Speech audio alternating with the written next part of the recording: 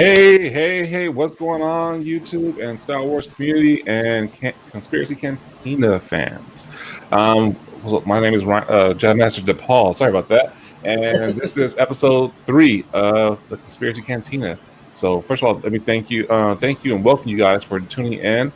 We have an amazing lineup today for special guests and an amazing topic that is always a good controversy or conspiracy type topic, and we have some experts on this one too.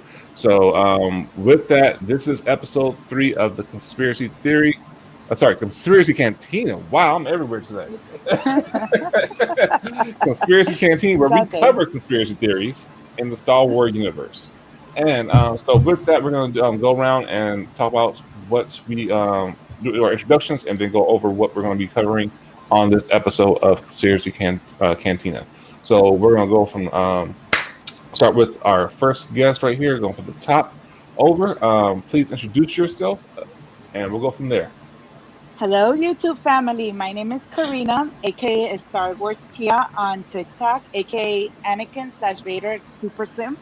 And I'm just very glad to be here with you guys. Thank you. Awesome.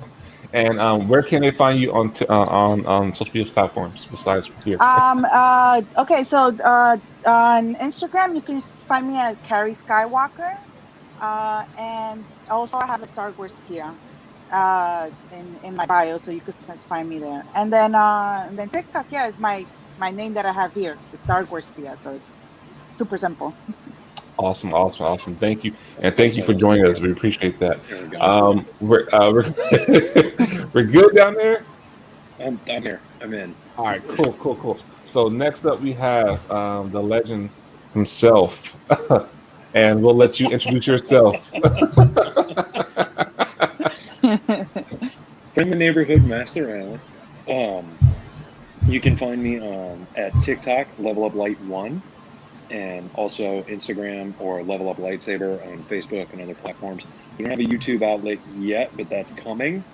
Because TikTok makes it really hard to organize your content in a way that's easy for people to kind of like search through it. So one of the tasks I'm going to undertake this month is doing sort of an archive there so that it's easier, especially like core Master Depaul, you guys have been following me for a while. Like, I have a really difficult to explain channel because I have a lot of stuff that isn't necessarily interconnected except with me, and so I'm going to take advantage of YouTube's ability to organize that for people a little better, so it's a little bit easier, and also easier for all the people that get lightsabers from me, so that they can find like, here's how you solve this problem, here's how you make it do this, all that kind of stuff. So the YouTube channel is coming. You'll be able to find it through my Instagram and through my TikTok. And again, I'm at Level Up Light 1. Nice. Thank you again, and thank you for joining us. It's been a long time coming since we started this. I mean, I know we're 3 episodes in, but you've been one of the first ones that was like, "Hey, I want on." So thank you for joining us. And I'm going to argue with Core about Anakin. Yeah. And last but not least, one of our amazing hosts, yeah, I am xcoregamerskillz basically everywhere. Mostly you can just find me on TikTok and on here. I'm hoping that I will have some more free time in the coming months. When the kids go back to school, I think I'll be able to do Twitch and other things a little more often. But, I still do that on occasion. I'm trying to branch out, but mostly you can find me on TikTok. I talk Star Wars, I talk Marvel when it's, when the shows come out, and hopefully I will be able to see Black Widow before I get it spoiled. Because I have to work this weekend, unfortunately. I don't know why they didn't release it this weekend. The struggle of dad life is real, man. But yeah, with that. You already know how it goes. Most people know me for my Star Wars nonsense, so I decided to start a podcast with my brother over here. So that's me.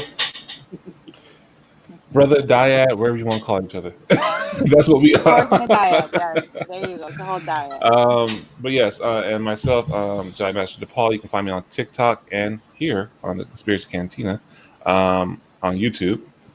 And as it's spelled like there, I don't have a solo channel yet for YouTube. That will be coming. YouTube is my main source of for getting stuff out there, but I'm getting good on TikTok now. So don't do Twitch yet. I have Twitch, but I don't really have it streamed on it. That will be changing as well. But so yeah, with that, we have an exciting topic today, and a very controversial topic that has been going back and forth, and that is juicy in so many ways that the Star Wars universe was based on. Plain and simple. Yes. Very true. Like the whole point. Core, you and I, we went back and forth on this for a couple of weeks. Like, I've still got. We've been talking about this since March. I was reading the comments. I was like, yeah, it gets heavy, it gets deep. So yeah. So with that, we're gonna announce this is what it is: the Conspiracy Cantina Episode 3, the Fall of Anakin Skywalker. That name alone is a hot topic, and it's this you can go on and on ever about everything that and just tear it apart with a microscope and everything, and have so much content and just topics and everything about Anakin Skywalker.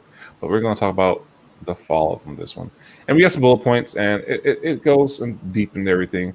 But with that, yeah, guys, what do you think? I mean, xcoregamerskillz, I'm gonna let you lead this one up. Okay. So I think I sent you guys all the bullet points, and I don't know how much thinking we've had to do about this, but I mean, it comes down to you can't forgive Anakin for what he did. Like, he made those choices, but I think it's worth looking at to what led him down the road, because I mean, why not? This is the Conspiracy Cantina. This is what we do. Well, there's so many ways to dissect it. Like, you can, like, the story of Anakin, you can look at through a lot of different lenses, and it holds up as a metaphor for a lot of stuff. And so it's a really good thing to talk about, because like 3 people can have completely different takes on it and all be simultaneously right, depending on how they want to interpret it as a criticism of whatever. So, I agree. So I think the first thing I wanted to talk about today was the Jedi Order dogma versus the actual faith and teachings of the Order. Sort of, how the Jedi went from, I don't know if any of you are reading High Republic, but how the Jedi sort of went from like everyone has their own path, everyone has their own thing and their own time, to sort of, you're too old to be a Jedi, you can't do this, you can't do that. Things changed a lot in a couple hundred years, so I think it's sort of important to explore what's at the core of the faith and the teaching, and what they're actually practicing in actual fact. So we can go ahead and start with you, Carrie. What do you think about that? Well, thankfully I did read The Light of the Jedi, and the way that the Force is described in that book is like magical. It's something that is like out of this world type of magic fairy tale type thing. And the way that they connect to the Force and see the Force, and the way they describe it, how each person has their individual view of it, is so different to how it was in the prequels, and what we got with the prequel Jedi Order. It's completely different, and it just shows the difference of how disconnected, I'm gonna say, the Jedi Order and the prequels had become from what they're supposed to be really be doing with the Force. And that book just highlighted everything. I love it so much. And but I think that's one of the main things that stuck out for me, was that main difference of how the Jedi Order then and how the Jedi Order in the prequels were just so completely opposite of how they were handling things. Yeah. Yeah, I completely agree.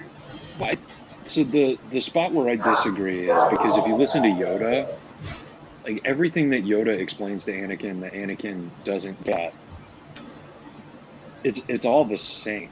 Like the way that the way that Star Wars describes the Force, like especially like Yoda, the way Yoda describes the Force hasn't changed from the original trilogy to the sequel trilogy to the prequel trilogy to like in the High Republic books.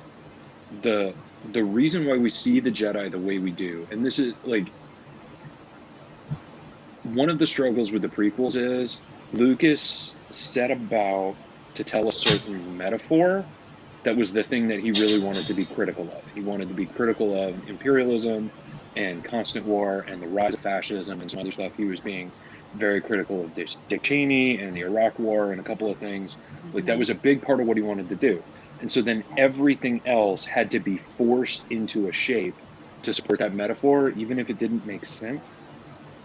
And so like one of the biggest like there's not a way to story your way around this problem in the prequels is there isn't a single reason, even with the storyline that they do in the Clone Wars animated, there's not a single reason the Jedi should have been like, yeah, these clones are really handy. This doesn't seem sus at all.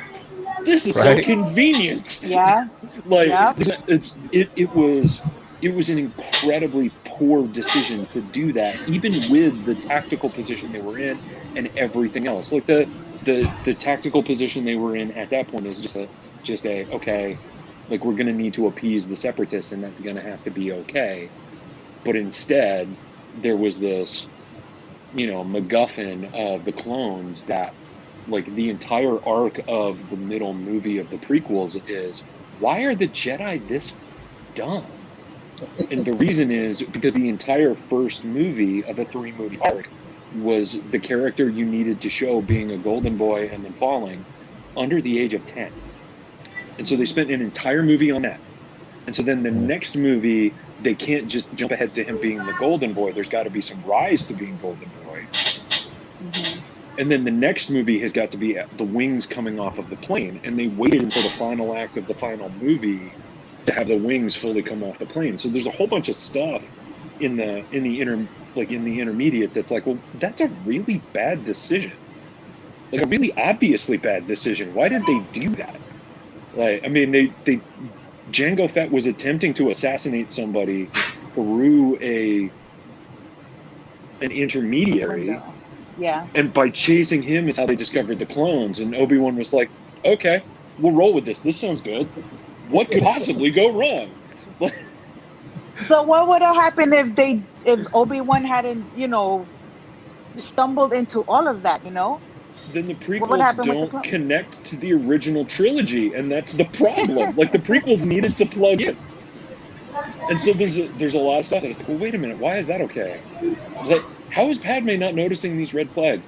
This Padme that was shooting blasters after being captured and, like, raped by a big, Mothcat and other stuff, like, this Padme is crying at Anakin instead of beating the crap out of him with a shoe? Like, wait a minute. Because the story needed to be the story of Anakin's life falling apart, partially through external action and partially through his own choices. And so there's a whole bunch of the external stuff that is just like, all right, this can't. If you ask one question too deep, it falls apart.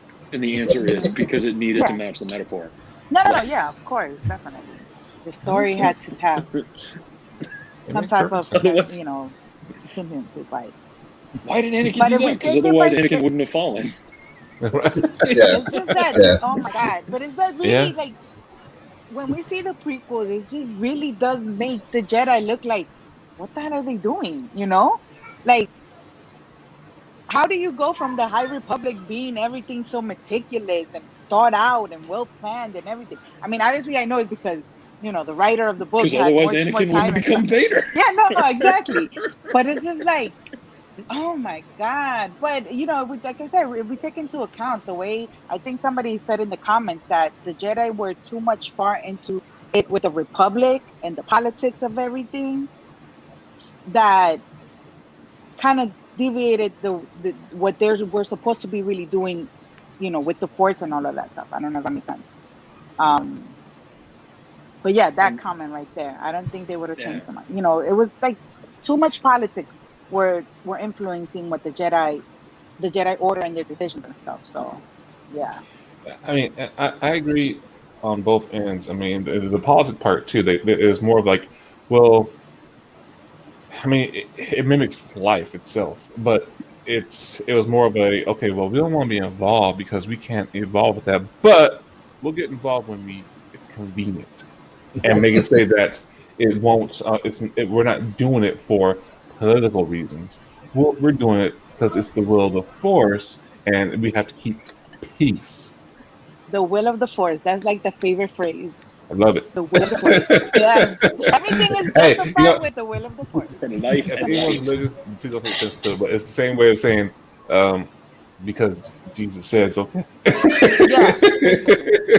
Yeah. It's the commentary on American imperialism, because there are a lot of places that the American military got involved in a foreign country, and it didn't, like, there was the story of why the military was there, and then there were the political reasons why the military was there, and that's part of the commentary of the movies. Like, it's you can be a well-intentioned peacekeeper, but if you are being utilized by somebody that is not well-intentioned, then like all this does is bring pain to more people. And you know, Anakin's part of taking that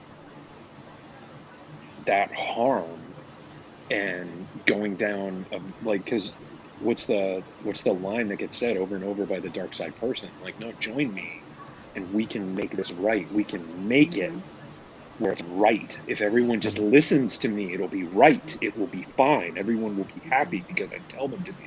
And that's like, that's the dark side, and also the commentary on, you know, that's part of the story he was trying to tell.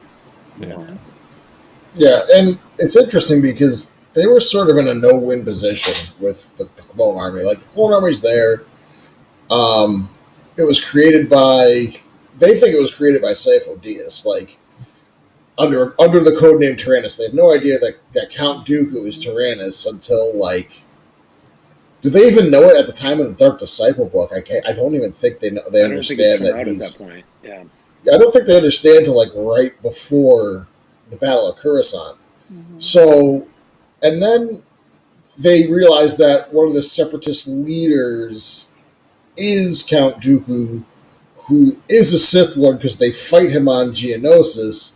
So now they're in this position where we can't do nothing because there's a former Jedi running around with a bunch of droids, and he's starting a war. So yeah, they really were in a no-win position. And it's actually, you've come up with this before. You've asked me, is Sheev a master manipulator or a great opportunist? And I don't think those two things are mutually exclusive, because he never planned to recruit Count Dooku, like, at all. But Maul died, and he was like, okay, well, I've got this guy over here who just left the Jedi Order. Let's see what we can do with this. Because if he hadn't done that, if Maul had still been hanging around, like, he would have been trying to reach Anakin, but he wouldn't have had that tool of the former Jedi to goad them into the war. Because I think there's like a 50-50 chance where they would have just been like, no, you guys you guys and your generals, you deal with the Clone Army. We're not going to lead this army. But then it was like, oh no, there's a rogue Jedi. We literally can't do nothing. And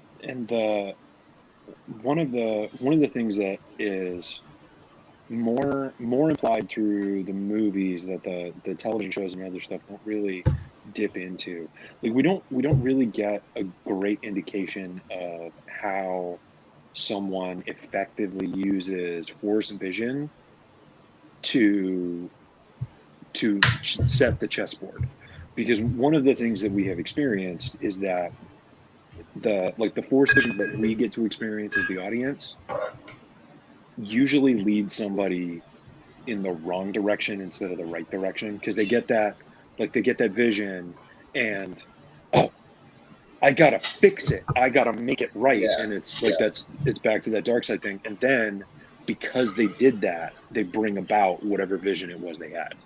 Well, yeah, I mean, that's it's what sort happened of with Sifo, right? Because Sifo, Yeah. the whole thing was that Sifo saw this vision, and he just went with it, like no questions asked. No, I got to do something about this, and then boom, clones.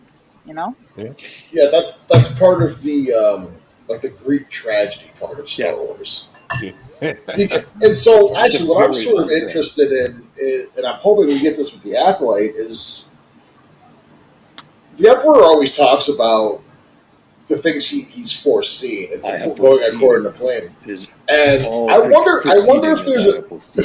I wonder if there's a difference in the way the Sith do it with their Sith alchemy, because we see in Rebels that he does practice Sith alchemy.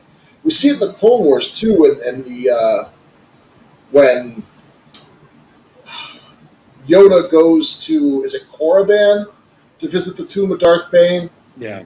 Well, It's and we either also, Korriban or Malachor. It's one of those two, and we he's also practicing get the Sith alchemy. yeah.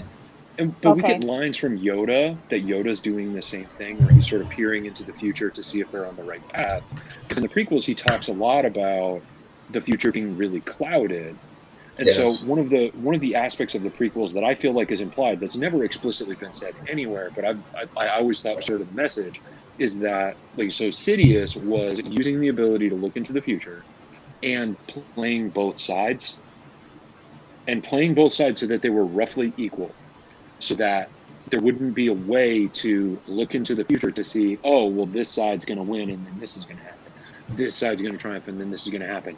It's these two things where, regardless of outcome, he's the winner, which is also a part of the metaphor, because it's like machinations of war. There are young people that are killing each other, and then there's other people that are profiting no matter who dies. But that's the criticism of the Jedi for the prequels that I feel like is like, all right, if we're gonna escape the meta of it was written this way because otherwise it wouldn't plug into the OT, then one of the ways that we can do that is, well, like the Jedi were trying to peer into the future and they couldn't get enough information, and so they became too passive. Well, So they were always behind the action. Like Did you- everything was always 3 steps ahead of them, and so Yeah. did you read Master and Apprentice? I did. Well, they kept cautioning, especially Qui-Gon, not to look into the prophecies, not to rely on Force visions, because when you think you know the future, you think you have too much power. It gives you just enough rope to hang yourself. Like that's the problem with the vision. Yeah, is- and his vision before the meeting on Pajal was, he was like, oh, well, yeah, I got it wrong, but I had to have gotten it wrong, because if I hadn't, I would have been there, and then my lightsaber wouldn't have worked at all. It's like the thing about the Force visions, the way the Jedi see them, is they always come true, no matter what you try to do, and it's usually because of the thing you do to try to stop it. Yeah. and the like. Well, see with Anakin. I keep stepping on you. Go ahead. Take it. No. I'm just saying that to reiterate his point, that's what we see with Anakin. You always try to stop it, and you make it true and worse than what it was supposed to be. So, yeah. And it's Yeah. Cor, I think you were in my lives where I was talking about it, because like as an Eastern philosophy lens, because that's one of the ways we can look at it. The Sith are super yang, and when they get just a little bit of yin, where they can be patient, because the yang is, I am going to make it this way. I am going to do the Force as a tool. I am going to use it as a lever to shape the universe into the image that I want it to be. That's the Sith, mega yang. And when they get just a little bit of yin, then they can do what Sidious does, where he's sitting there and he's playing the chessboard, and he has to be really, really patient. He can't just make things. He has to wait for other people to make it the way he needs it to be, so that if he's got that, then he's golden. And the Jedi throughout the prequels are really, really yin, and they don't have enough yang. And so there's this, it's the patience, it's the waiting, it's the intuitive versus the analytical, it's all that stuff. And that, talking about where the Jedi fail in the prequels is also the way that we're reading them in the High Republic. To a certain extent, like, they're behind the action. And we still don't know enough about what big wheels are turning to tell us what's going to happen. But they're having to be really reactionary instead of being able to be preemptive. Whereas the forces that they are working against have, like, they're being very active, but they've been very, like, they've planned very patiently, very specifically, very, like, in this way that somebody that's super yang, patience is not a yang trait. I want to do. And so, like, we're seeing that again, but obviously we know that the Jedi aren't going to fall in this case. So I'm really looking forward to seeing how, like, using that lens, how this is going to play out. Because I realize I just took us off the prequels, but it's that. No. No, it's all relevant. Yeah, we're all over, but at the same time, it's fine. I mean, we'll come back to it if we need to. Lucas's words, like, they rhyme. They're supposed to rhyme, so there's certain, like, there's exactly that are going to come back over and over again. Yeah, exactly. I mean, and just touch more on the topic of the whole Jedi Order and the dogma and their actual teaching wise. Like you were talking about them literally taking these Force visions and looking into that one. When you said that Sidious had so much of an impact, and Master Allen, you got something in my head thinking it's like maybe he was just clouding it to the point that enough. Going to using the vision enough just to stay ahead of the Jedi, hey, and that's why he was like, I can't see because someone's not putting that much planning and executing the plan that it's imprinted into the future. And by playing both sides simultaneously, like if you play chess against yourself, is the easiest way to arrive at stalemate. It's really hard to get to stalemate on purpose, but if you're playing chess against yourself, it's really easy. And if it's that kind of indeterminate outcome, because you get to be on both sides and you get to keep it so that no one side is so much more powerful than the other that it becomes obvious who's going to win, then like that makes the future. There are so many different possible things that could happen. And Endgame talks about, right, with Doctor Strange does all the possible futures in 18 seconds. Like it's that, like that's what's happening. And so then there's not a way to get a Force vision through that because there are so many, like there's so many possible branches that you can't, because the way extrapolating the future, it's like if time is like a zipper and it starts out wide and as you get to the point it closes into a singularity, like a single, like all of those possibilities become one thing, like then the more uncertain everything is, then the less forward you can look and predict, because there's just so much it could be. Yeah, that makes perfect sense, and it's crazy. Doctor Strange changes the prequels. That's all I'm saying. Hey, Anakin stays a good guy. It though. But and just to like when we talk about the teachings and the whole dogma, it's basically religion versus beliefs, and good dichotomy. What's that? Good dichotomy. That's a nice phrasing. Yeah. I mean, and honestly, it's just like I was raised in a religious family, Christianity, a Baptist Christian, and as I grew up, that religion was rooted inside of me, but I winged off because I did my own research, and I'm not saying I didn't denounce it, but I'm like, some things in there just kind of like Qui-Gon, like I'm with y'all, but y'all ain't right. Right? Like a big asterisk. My path goes that way. My path goes this way. I gotta go this way. But if y'all need me, I got your back, and I'm gonna ride with y'all. But something ain't right about this, and that's why I guess like a lot of people look at Qui-Gon and say, "Hey, yeah, it will turn out different if he was alive." Possibly, but at the same time, Anakin was so damn hard-headed and stubborn and fearful that he was. I mean, I hear so many people say, "Oh, well, because he didn't have that father figure," and Qui-Gon was his father figure, and he saw his that he basically picked him up and said, "Okay, here I am, son, and now I'm gone." Father figure after 3 days. Yeah, exactly. Yeah. Like, I ain't never had somebody walk my life at 3 days. Like, Daddy. Like, no, I don't do Yeah, that. no, definitely. Unless they're your own kids, but nobody's talking that early. The thing with that is, I so mean, go ahead. the Jedi Order like has this skepticism over the prophecy, even though they know that Force visions happen. Mm-hmm. And then when um, when Qui Gon and Obi Wan see the colon crystals that can produce lightsaber blades and lightsaber shields, and they're like, "Oh no, that has nothing to do with the prophecy," even though it's like fool's Kyber. And then Qui Gon comes back with this kid, and he's like, "Yeah, this is a living virgin's like confirmed crazy M count." They're like, "No." So it's that sort of like just no. We're gonna just completely ignore the will of the Force because reasons, like because our dogma says that he's too old and too scared, so we're not gonna help him. Well, and but if they hadn't, they would have persisted instead of getting overthrown. Like the thing is If they'd about listened to Yoda instead of Qui-Gon, he wouldn't have turned into Vader. except like it's one of those things that's where I like everyone says that Qui-Gon could have been, prevented what happened, and I don't think it's because of Qui-Gon would have been a father figure, even though he sort of needed that.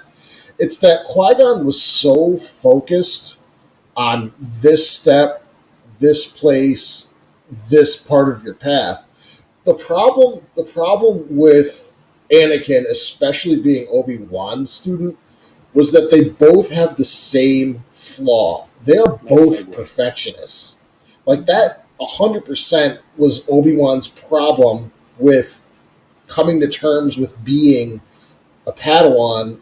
That was his greatest struggle to knighthood under Qui-Gon because he wanted to do everything perfect, and he wanted to do it all to please Qui-Gon. And Qui-Gon's like, that's not what being a Jedi is about. Mm-hmm. And Obi-Wan, while he did finally understand it and internalize it, was expected to teach it to someone who was already sort of on his own path at that point. Yeah.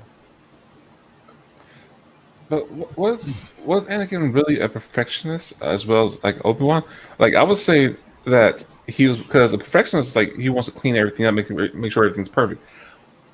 Anakin, in my eyes, was just reckless and wanted to be right and egotistical. It's like, it's more of a, I just want to do it my way and get it done and look good while I'm doing it because I got the job done. Yes, that definitely is. Yes, no, that definitely is a very Anakin. And a lot of us think that it's cute, but we know that it's also like you shouldn't be doing that. Yeah. And I think with Anakin, they let him get away with a lot of stuff. The Jedi Order did, and not just with Anakin, with every basically Jedi. Every Jedi. That's one of my main things with the Jedi Order was that there was no real accountability for the consequences of their actions. We could see it with the Martez sisters and Luminara. Like, her parents got killed. Oh, well, it's the will of the Force. My bad. Sorry. Keep it moving. Never went to go check on them again. See if, are you okay? What's going on? Follow up. Nothing. What happened with Barris? When she realized, this is wrong. This is not how it should be. And then, again, she saw all of this. And even though what she did was wrong, it's not that she wasn't right about what she felt, that the Jedi Order was not, what she thought it was supposed to be. There was no accountability. I mean, honestly, when Anakin slaughtered all those sand people, he should have been punished. Giant red flag too. Like giant red flag. Whole village. Super red flag. But why was Padme still with him after that? Like, what the heck? Because Lucas. Because otherwise he doesn't turn into Vader. Hey, she is sprung. Yeah, okay. It's him. But what? Why? Okay, I believe from what I know that the Jedi Order really didn't find out that he did that, or Obi didn't know that he did nobody that. found out. The only way it works is if nobody finds out. if the secret stays But secret. Yoda knew that something happened. I mean, he was there. He felt it. Yeah. Why wouldn't Yoda inquire when he felt something so strong? Like it should have been such a negative feeling. And that's my other problem with the Order is like he's been at that point. What is he supposed to be? 17 or 18 years old? 19, yeah. When that happened. And okay, so you've had this kid for like 10 years, Obi-Wan, and he's still acting like this. Like they move Padawans around before. Like we see it in the High Republic. Bell goes to Indira Stokes. Reese Silas ends up with Master Comac. I mean, there's the extenuating circumstances that your masters died, but I mean, even Obi-Wan was going to have to go to a different master had Qui-Gon accepted a seat on the council. It's just one of those things. Like my point of Qui-Gon would have been a better master is that anyone would have been a better master to this kid because he needed someone who knew where he was on his path in the Force. Obi-Wan didn't. Obi-Wan wasn't even a knight. I hard disagree. I can't. Okay, my turn is next. Obi-Wan was. Go ahead, Obi-Wan finish. was barely. Obi-Wan was barely a knight. Like he became a knight because his master died, and he killed the guy who became his master. Like any of those masters on the Jedi Council, Quinlan Voss, any other knights at large, someone who knew their place, knew where they were on their Jedi path, would have actually been a good teacher to this kid. Like, Obi-Wan was grieving his master and was still trying to figure out himself at that point in time. All right, so I'll let you finish.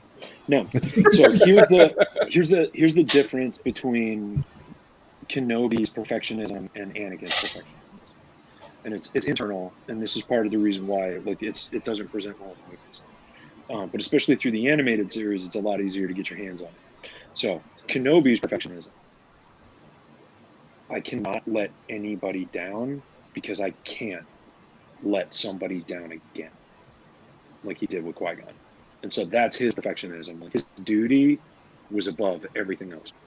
There wasn't anything that he was attached to that was more important to him than the job, because the job was for everybody, and he'd already let his master down once. He'd already let the most important human he'd ever had in his existence. He'd already let that person down. He's not going to let anybody else down. Anakin is an egomaniac with an inferiority complex. And so Anakin has to do it, has to get it right, has to be his way, because if he doesn't, then everybody's going to realize he's a failure. Because that is what is happening inside for somebody that is an egomaniac with an inferiority complex.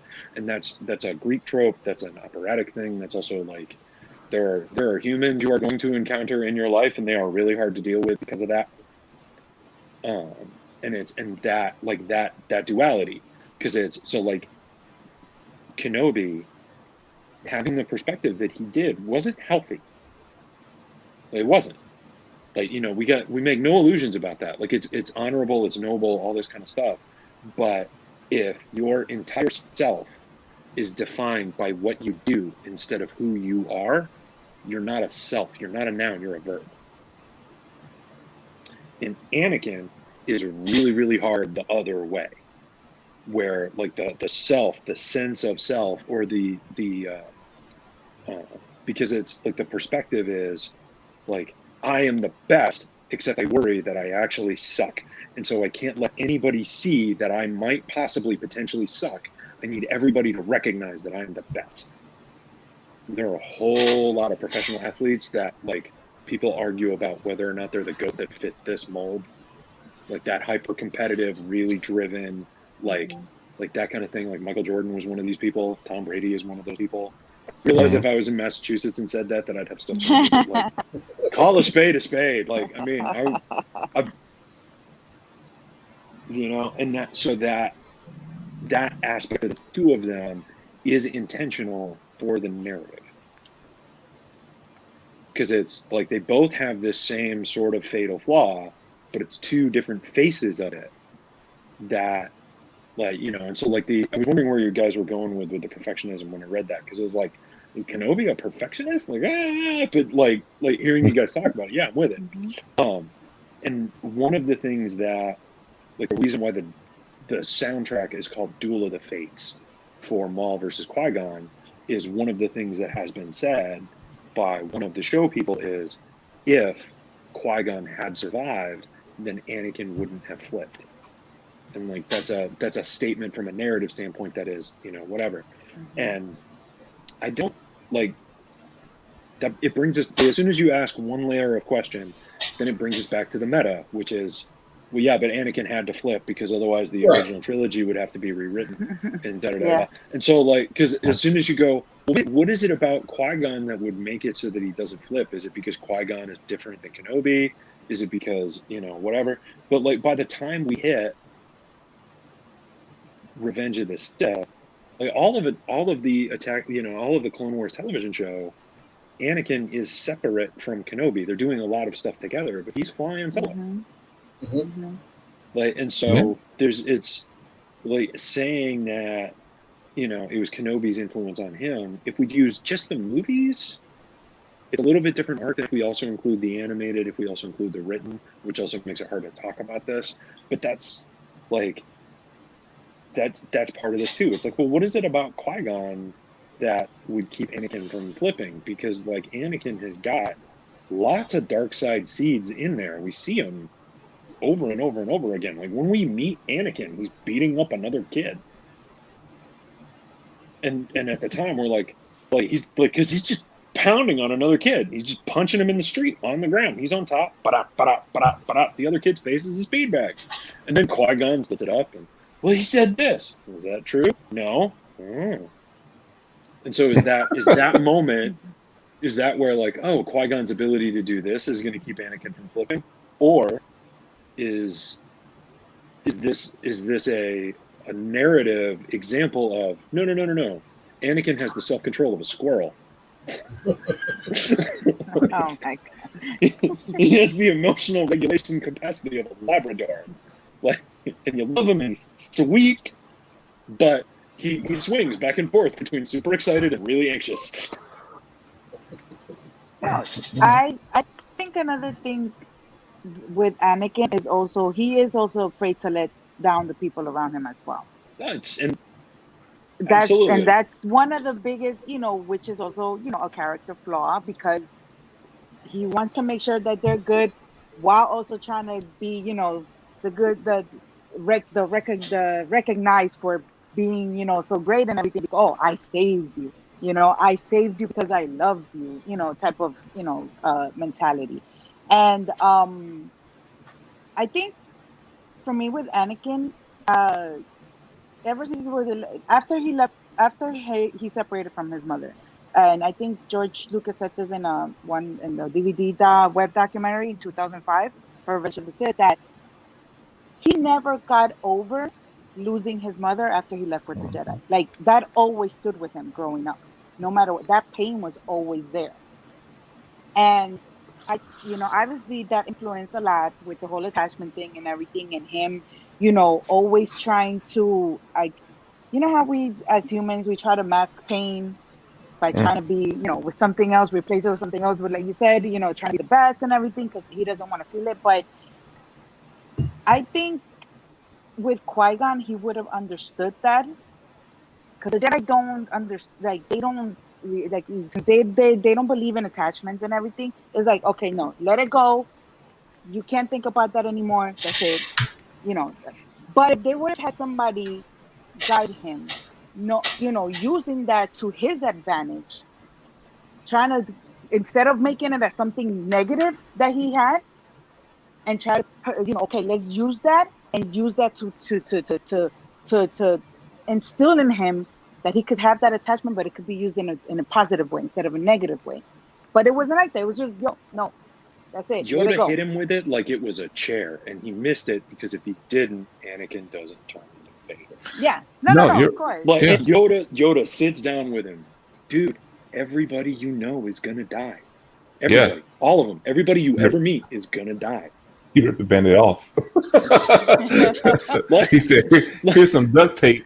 And we And know that Yoda has attachments. He's friends with the Wookiees. He's friends with Chewbacca.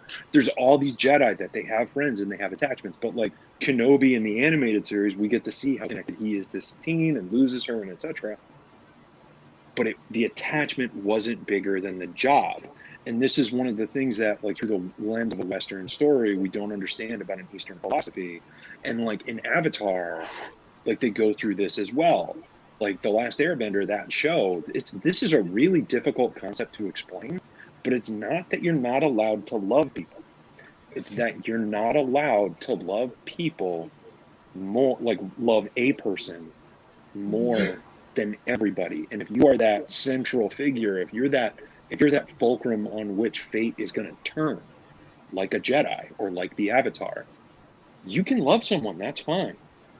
You gotta love everybody else the same amount. Because if it's one person that you're willing to burn the galaxy down for, that's the problem. It's not that you were connected to that person. It's that they are more important to you than everything else. That's the attachment that's not okay.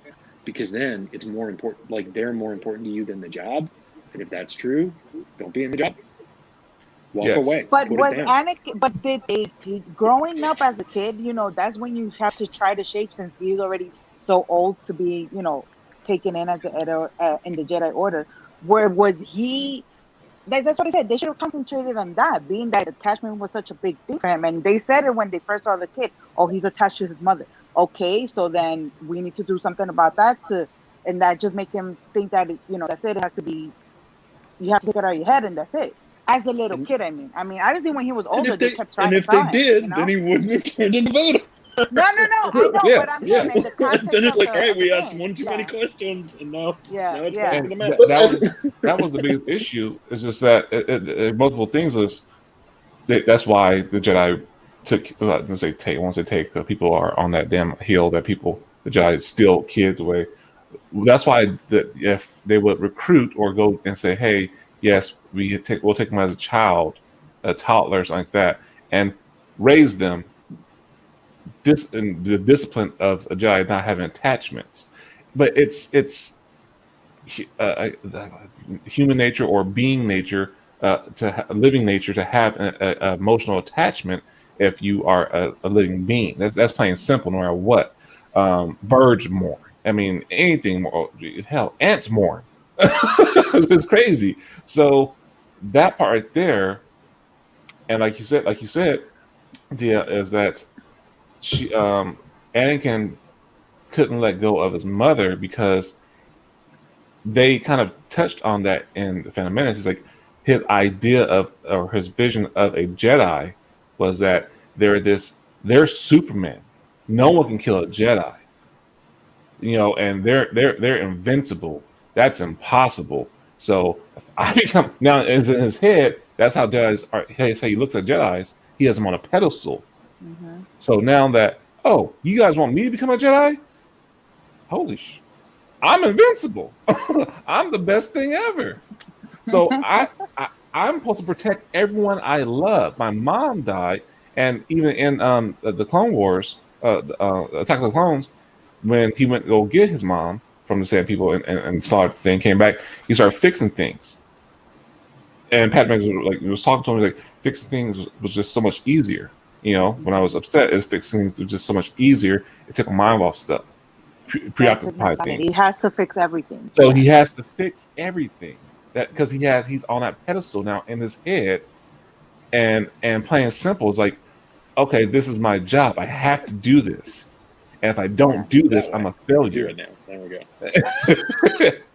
That way, I can do this. Because the bricks are over here. And so I'm like, so inverted. I'm like, over there. This is the problem with where his arrival at the temple. So he basically gets told in front of his face that he's the chosen one. Then the Jedi Council tells him, you're not good enough. Mm-hmm. And then the guy who's going to train him dies. And so he gets put with the Jedi, who the job is more important than everything else, And at this point, the job is Anakin. So now Anakin has this weight. Like, okay, so I'm the most important thing to you. To Qui-Gon, I was the most important thing to the universe. So I can't fail. Pretty much. That's why they never should have allowed Obi-Wan to train this kid at all. It didn't make any sense. It's like, this guy. Listen, as the most important person in the Jedi Order, if it had been Plo Koon, he wouldn't have failed. You think so? Yeah. Do you really think But so? I think Yoda should have trained him. No, Yoda is a fuck. No, hell no. I love Yoda, and I'll tell you why. Because Yoda talks in complete fucking metaphors, and I love his metaphors. But the fact that somebody has to take a whole episode to explain do or do not, there is no try, and for somebody to get that in Rebels, I got it, but I didn't understand it like they explained it in Rebels. But the purpose of those sayings is that you figure it out. Yeah, If you don't figure it out, if they hold your hand and they explain it to you, then you don't learn how to figure shit out. Oops, sorry. You don't learn how to figure stuff out. And if you don't learn how to figure stuff out, then you're a teenager that can't tie their shoes. I get that. If you are not emotionally ready to figure it out when somebody's like, all right, so you're on this journey. You get to a river. And so to cross the river, you build yourself a raft. So you cross the river. Now, you drag the raft back on the shore. Okay. Next, we got to go over this mountain range. You going to bring the raft? And then if you're like, wait, but what if there's a river on the other side of the mountain? What if there's this? Well, I could do this and da-da-da-da-da. If you're not ready to take that apart and figure it out and think about it, because the purpose is that you sit down and think about it. And if you don't sit down and think about it, if you don't learn how to do that, like it's the skill that you exercise through figuring it out is the thing you're supposed to learn. It's not the moral of the story. It's the skill of going, oh, and teaching yourself to go, oh, I can think about things from different directions. Yes. Huh. And see, but that goes into the whole thing too. That's why Yoda didn't take him on as his apprentice, or not apprentice, but as his Padawan, because he knew. He's like, I can't teach that boy. Hell no. He'll turn faster he'll turn in one movie. So who do you guys think would have been better to take on Anakin as a Padawan? This is a wonderful meta question, actually. I'll go last because mine's going to be a joke. Hold on. 1 second. I just want to say thank you for in the chats. We see your comments. We got tied up in the thing. So I want to get back to that one. Hold that question, please. Don't forget that question. So, dope. Thank you. They know the time. I think they did. I can't remember what part of the timeline we find out that Dooku is Darth Tyrannus. Yeah. And at the time, there wasn't a continuity czar between books and show, so. Wasn't it in the show that they found It is in the show. Dobbs right. I remember the episode. They track him somewhere. It's really dark. He comes out around a corner, and it's Dooku with he's got the hood up and. Gotcha. I can picture the episode. I just can't remember exactly when it is. Okay. Ever in Legends. Okay, yeah. Never Let the Force. That makes sense. Mm-hmm. Yeah. Amber, what's going on? Yoda was hardcore. Yes, he was on that one. Anakin would have been so annoyed with Yoda. Hello, don't worry. And then maybe Anakin would have learned not to be emotionally constipated. He wouldn't have murdered a room full of children.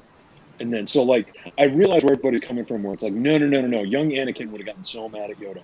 Yeah, but by the time he was 12, his brain would have learned that skill. And I think Yoda would have kept him on rails or been able to dust him in a fight. And either way, it'd been fine. Oh, yeah. Yo, sit down, I'm going to whoop that that butt. See, I can't see Yoda doing that. I mean, Yoda would have double tapped. Like Kenobi left him there to die. Yoda would have made sure. Like Yoda had Yoda will attachment push unlocked. Yes. Kenobi didn't. Yoda wasn't going to leave anything to chance. all right. Thank you, chat. We appreciate you. Yeah. So, Good question. I'll let you go first, Paul. Okay. So, what was the question again? So, Karina asked, so we're taking Qui-Gon and Obi-Wan out of it and Yes. saying who would be the best teacher for Anakin? The best. So we're taking Qui-Gon and Obi-Wan out of it. Best teacher. Qui-Gon Yeah, died. Qui-Gon's dead. Obi-Wan is just too new to Honestly, be knighted. too green, yeah. No, yeah. And you guys So, are you guys are committing blasphemy against Kenobi and being like, I don't think he was right. Kenobi I'm not was good saying he wasn't right. I think actually he was the perfect choice for what had to happen because it helped Kenobi grow and Anakin grow. No, for what has to happen. But if in the context of if maybe he didn't flip, If there was a a different master, would Anakin still flip? Is kind of the question. If we honestly, universe, would Anakin still flip? The only one I can see that will have the patience with Anakin would have been what's his name? Plo Koon. Yeah, Plo Koon. I support all Plo Koon support. I love that man. I mean, he is Yoda without the metaphors like that. He's like, I will sit down with you, and he is a Father Teresa. Yes, he is. Yes, he is. And he has the patience of the world. Yes, he is so patient. If he was a for the perfect Jedi, besides Qui-Gon, going with the will of the Force, he is the poster child of this is how you're supposed to be a Jedi. Well, to me, it's Kanan, but Kanan's dope. I mean, Kanan's another fantastic example of attachments are okay as long as it's not bigger than the job. Exactly. We get a lot of Jedi that show us that it is possible to love without going down the path that Anakin goes. Yes. Like we get and Kanan's a great example. Like the family wrapped around himself and all that kind of stuff. But see, with Kanan was he was able to show that love, but not just family love, but also the romantic love. He was able to fall in love, and everything. Where the Jedi Order was still like, no. That's why Anakin had to Ki-Adi-Mundi had 2 wives. But they did it for a reason. Yeah, I think it was 5, right? But they did it for a reason because of the species. But why couldn't the rest of the Jedi do the same thing? They could. Which is why Anakin had to go and sneak out. Here's something that was more important than the gig. You have a wife. You could have a family. It is canon that Jedi are nasty. It is canon that Kit Fisto they could do stuff. But I'm saying how Kanan had it, where he found that balance of being able to be in love, have a family, have those attachments out in the public with no issue, and still be able to do what he was supposed to do within the Force. Here's the thing: they could. Anakin's problem was that he was too afraid of not being the perfect Jedi, and I think it all comes back to that day when he's 9 years old, where he comes to Coruscant. Like they took this 9-year-old kid and said, "You're going to be a Jedi." As a matter of fact, you're the chosen one. Put him in front of the council. The council says, "Who the fuck is this kid? He's too old. He's not good enough to get him out of here." It's like, wait a minute. You know what I mean? Like, imagine you're Anakin in that situation. And then the guy who's like, "No, I'm going to train him no matter what you guys say." He dies. You're picked up by the kid who doesn't want you, but made a promise to his old man. And put yourself in his position. Can you trust the Jedi Order in your personal life at all? And that's the thing. You're like, yeah, Yoda hits him over the head with it, but Yoda was one of the first people kicking him out the door. So he's got this whole. If you're gonna say all this, you know what? Yoda was right. If you're gonna say all this, you got to own that. He wasn't. He wasn't right about Anakin having too much dark side in him. It seemed like he was right. It seemed like he wasn't a good choice. But he didn't say dark. He just said the attachments. He was. Turns out Yoda was right. Yeah, obviously Yoda was right. But that doesn't mean he helped the situation. Well, I mean, it's that same thing where he's trying to prevent this thing from blowing up, but it's like I'm going to prevent this bombshell from exploding, but I'm going to put it next to this grill heater, and I'm just going to stand over here. Well, and then when it explodes, like, why did that happen? Yoda should have been way more involved. Even if he wasn't Anakin's master, he should have been way more involved. Yeah. Especially We with don't know the that he experience. wasn't. There's a big gap that we don't know about. That's total Jesus story, right? We don't know the first 12 years of his life. Great example. We don't know. And it is so weird that they did Oedipus and Jesus as Anakin's like that's like Anakin's story is Jesus and Oedipus. Yeah. Yeah. Because to answer Cody's question is like, I think basically anybody other than Obi-Wan would have been a great teacher.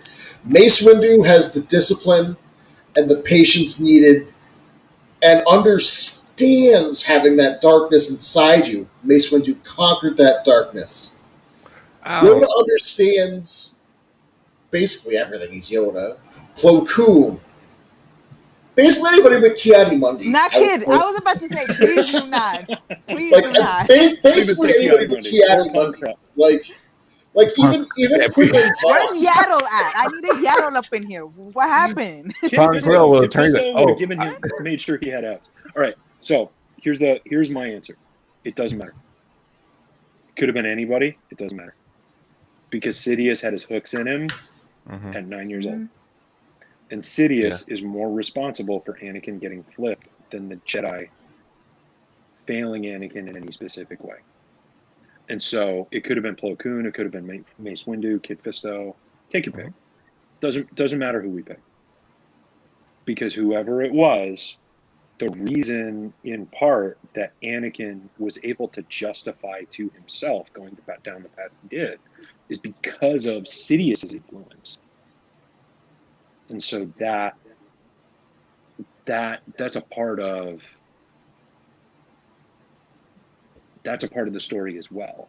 And so like most of what we talked about so far has been the Jedi, but the piece that we're missing, which is one of the other all right, let's get to the meta. So part of the metaphor that Lucas wanted to tell about the dark side was how consumptive it could be to somebody, and how we watch Anakin do a little bit and a little bit and a little bit, and then he gets to a point where it's the point of no return. I don't know how many people commented on one of my posts where I pointed out Padme shows up and confronts Anakin, and Anakin doubles down on pursuing totalitarian, and then a whole lot of people are like, well, but he was too far gone at that point. Excuse me, what?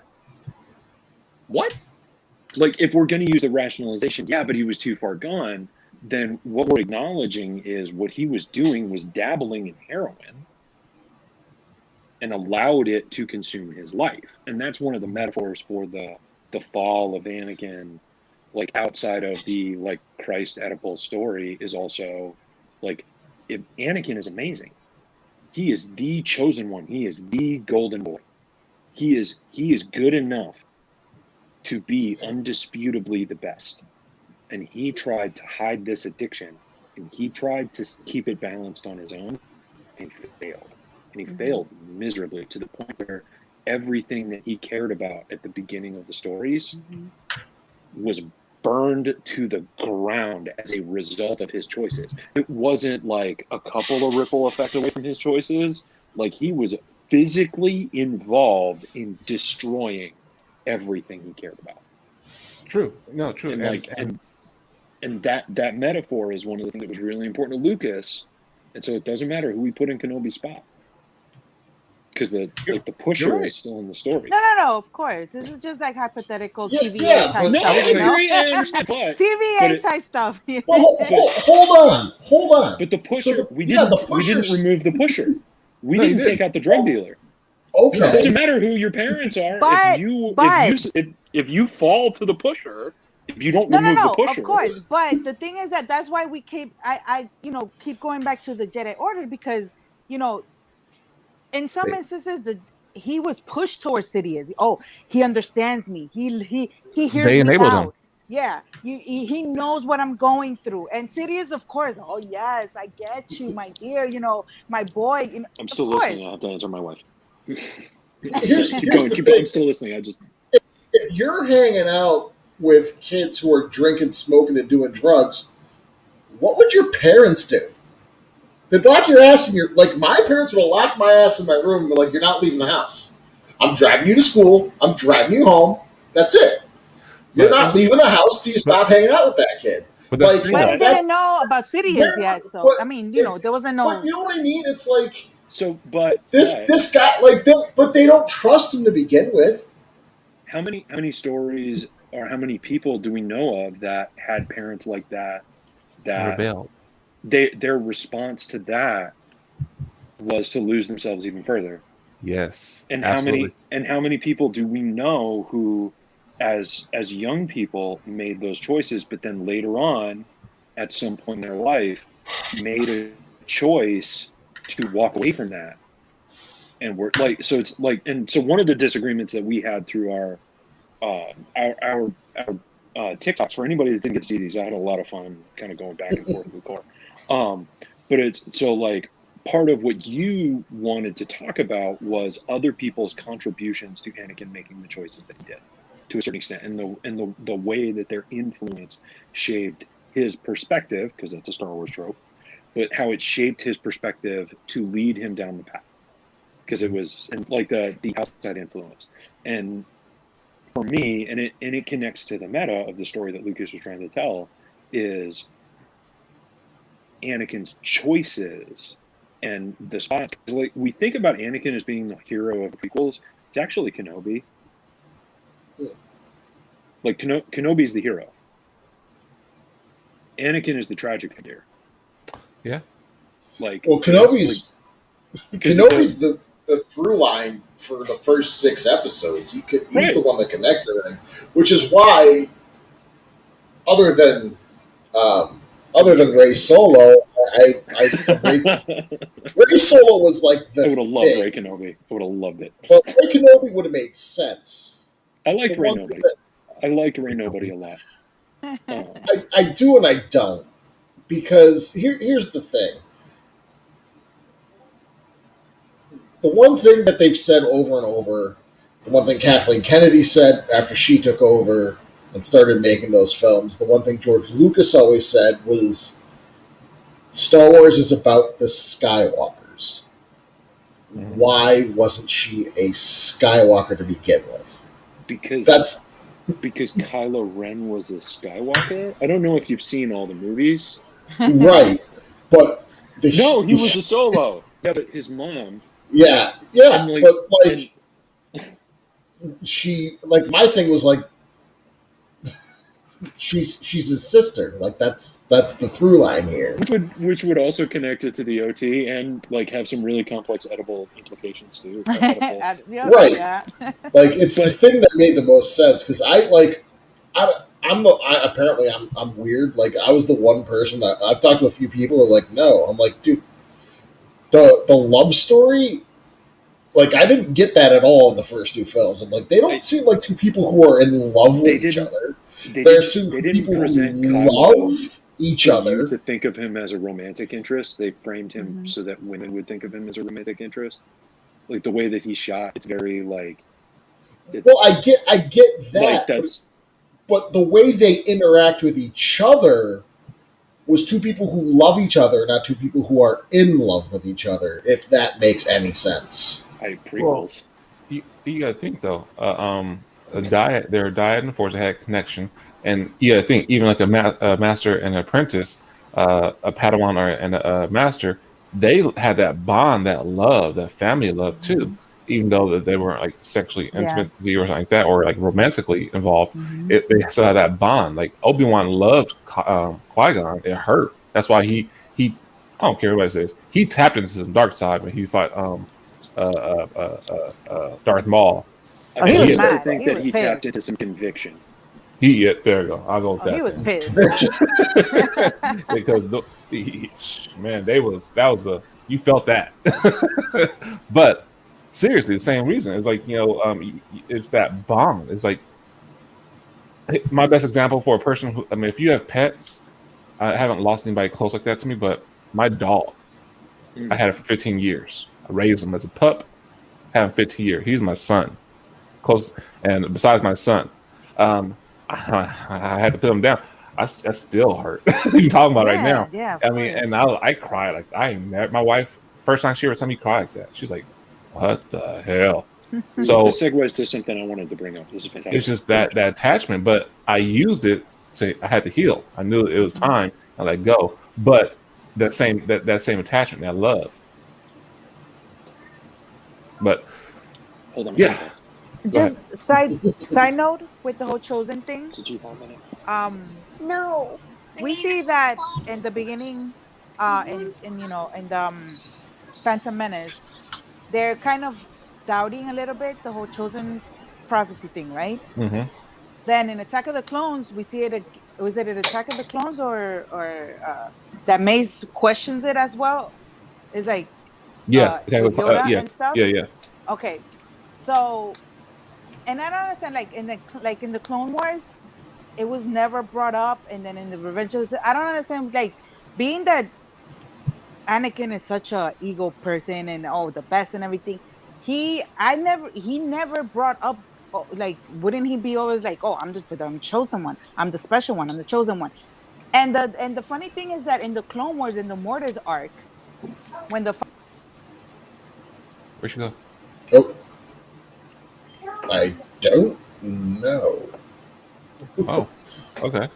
Technical difficulties. It was doing good too. Yeah, that was. Oh no! I wonder if she lost power. Oh, there she go. Okay, hold on. I don't know Here, what happened. you scared me. I'm here. No, real quick. When the father tells him, "Oh, do you know about the chosen one prophecy?" Anakin says, "Oh, that's just a myth or something like that. Like that it wasn't real." So, what was that whole? I don't understand. Why did Anakin say that? I don't know why they said it, but the only thing I can think of is that maybe somebody told him that just so that, or he doubted himself, or they told him that so he didn't get his big head. Maybe we was wrong about the prophecy. I don't know. I mean, I don't think that because was supposedly the prophecy was such a big thing, and then all of a sudden Anakin's like, "No, that's just myth. Like that's not real. Like what are you talking about?" The Order didn't really believe it. Like there was like a few Jedi that did. Like Count Dooku really believed in that prophecy, which is why Qui-Gon believed in that prophecy, and they spent a lot of time, him and Obi-Wan, sort of. Did Sidious believe in that prophecy? Sidious believed in it. I don't know. One would think so. This is one of the biggest things for me that's missing from Star Wars, and why I cannot wait for the Acolyte. We are missing the other half of the coin. We're missing it. We don't know anything about Sith alchemy. We don't know anything about like how they lived. We don't know anything about the Sith other than they're evil and they torture their apprentices. And rule of two. That's it. Well, yeah, which is hot garbage, by the way. But there's the meta. So dumb. There's the meta of, but like it's in the rule of two, like two-ish. There's a meta of if we are watching the prequels and the Clone Wars entirely from the perspective of Sidious, it's like, that would be very boring. I'm pretty sure he did know about the prophecy. He's a very contradictory. Right? Yeah. He's a very contradictory character because he is like he's patient, he's meticulous, he's all this stuff that the Sith don't demonstrate themselves to be. Like every time we watch Darth Maul lose, it's because he's this close to what he wants, and then he's too arrogant to be patient. So he like because he wants to have that moment where he savors it. He wants to have that, like he feeds his ego, all that kind of stuff, and then dies or fails. Dies is not the right answer, right? Like when Sidious comes in and dusts him and his brother, when he's gloating over Kenobi, and then Kenobi's, like that's an aspect of the Sith. That's a part of their energy. Is this Like this thing that gets them there is also the thing that will prevent them from having it. But Sidious is a master of that because he can do this thing, and it's because of this and because reasons and blah blah blah. Go ahead. I can't answer it right now. I'll be done in just a minute. I have to hurry, guys. I'm sorry. That's okay. But the like, if you're watching it from Sidious's perspective, it's like, well, wait a minute. Why is this chess master puppeteer also the guy that gets thrown down an elevator shaft by his own student in Return of the Jedi? Like, how did he miss that? Yeah, In the I was process, he wondering also that turned Luke into his apprentice. Like, Well, and like, that's what? that actually gets answered in the Vader run when Vader comes with the super verminoff. I can't say it the right way. They write an explanation, but it's like so Vader conquers. It's the same level of explanation of why the Jedi use the clones. Well, here's the thing. He conquers this thing. He's in this like I've finally outgrown my master, and then Palpatine shows up and is just like, no, you haven't. Like effortlessly just goes, no, you're still my apprentice. And so he thinks he's got Vader completely cowed because Vader was ready to turn Luke, turn Leia, all that stuff. It wasn't until Luke put down his lightsaber, but he wasn't even thinking about Vader. He's just like, yeah, I've got you. Now I'm going to whoop your boy. I'm going to get the girl. Like, I've got the whole, like, I am the most powerful. Like, I beat Yoda. I beat you. I beat your son. I am the most powerful being in the entire galaxy. No one can mess with me. And then Vader's just like, nope. Ultimately, that Sith arrogance got him. Yeah. And so how does it? What's the reason? Because otherwise it doesn't. Like, otherwise the story doesn't work. And so like the villains, it's for Star Wars movies because they're such a hard metaphor. It's really, really hard for it's like we're not gonna get a Star Wars villain that's like Magneto for a while. Where, well, I guess Kylo Ren kind of was, but like a villain that you're just like, you know what? I can kind of empathize with you. Like, you can't empathize with the Emperor. There's not a moment where it's like, you know what? I get where he's coming from. It's just like, no. Space fascist. I'm on board. I want to see you get your butt kicked. Here we go. Good guys win. I can't wait. Yeah. Like, and like Star Wars, maybe the new stuff we're gonna get more of that, but we need a villain like Asajj. You read my mind. I was going to say that. Asajj would be great. Yes. Like if we get somebody like Ventress, like Dark Disciple, you're just Thrawn like in live action is gonna be marvelous. Yeah. They Thrawn in live action. I need to read his novels actually. Yeah, me too. Oh, they're so good. I got to meet the author. He's such a cool guy. But one of the, and I unfortunately got to go here in just a second. But like one of the things that is a part of Anakin, the Jedi, other stuff. Like we see all these different ways to do it right, and we see all these different ways to do it wrong. Because like Dooku is this is how you do it wrong. Maul is this is how you get this close to doing it right, but you end up wrong. Could you imagine if Maul had decided to be light side instead of dark side? And so if all of a sudden all of this anger is instead like discipline, if that's focus, like if you just take that and you flip it 180 degrees, what that person looks like. Man, Maul didn't have a choice. No, of course, but he would have been a life. Well, no, he was. Well, the thing with Maul is he was taken from his mother's arms as an infant. Like that's. And he's supposed to be this like you get this close and then the Force chooses the other person. Like, but that, like that, and so there's all of these characters where we'll see one person and then there's normally like a counterbalance to it. And so there's a good version and the bad version and all this kind of stuff. Like Luke goes through the same sort of emotional trials as Vader in a very real way, and he makes different choices so he doesn't become the villain. Like, he loses his friends, he fights to get his friends back, and the convoluted plan at the beginning of Return of the Jedi, and this is one of the things to me that's the difference between the Jedi and the Sith. So Luke's plan at the beginning of Return of the Jedi is really dumb unless we assume he was reading the future. Because Luke's plan is, all right, so instead of, well, but here's why it makes it a Jedi thing. So Luke's plan is, no, we're not going to kill a bunch of people on our way in so that we're creating our exit path as we enter, grabbing the person we need, loading them into our ship, and then exiting, because that will allow us to have a lower body count. That provides less risk for us. That gives us the opportunity to, if we get halfway there, we can't quite finish it, then we can back out and try again. Like, all of that would make way more sense. The plan at the beginning of Return of the Jedi is all or nothing. It is going to work or it is going to fail. And there are way more pathways for it to fail, but we're going with this anyway. Why? Right before Luke gets dropped into the Rancor pit, he is standing in front of Jabba and he says, this is it. This is your last chance. Right? And then, like, he's standing over the Sarlacc. Free us or die. And so Luke has looked at all of these different futures, and like the plan is basically, there's all these inflection points on the plan where Luke goes, all right, this is it. It's your choice at this moment. Whereas Sith are trying to make.